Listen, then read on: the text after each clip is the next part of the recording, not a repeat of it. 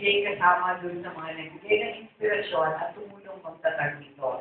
Pero ang tinutuloy na founder at chairman emeritus ay si former President Era. Dito siya 2 days ago, nung birthday ni FPJ, dito rin na yung celebration.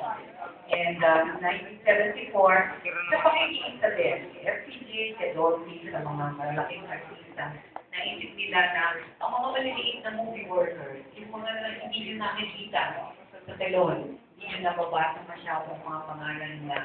Kung meron man sa credit, maliliit ang pangalan nila, hindi katulad ng pangalan ni Bill Fernando, ni Julian, yan, ano? Pero ito yung mga tao na kung wala sila, hindi rin makakompleto ang isang pelikula. And so itinatag ito bilang parang social security system, parang bilang welfare arm or benefits arm, para mabigyan ng health, medical, hospitalization and death benefits, and more recently, livelihood benefits ang mga maliliit na workers. Dahil lahat ng workers po ng Filipino industry, film industry ay contractual. So wala silang benefits that are availed of by regular employees.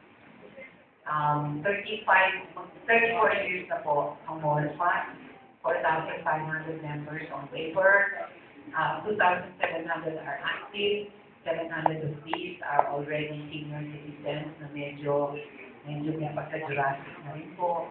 So marami ng requirements nila at itong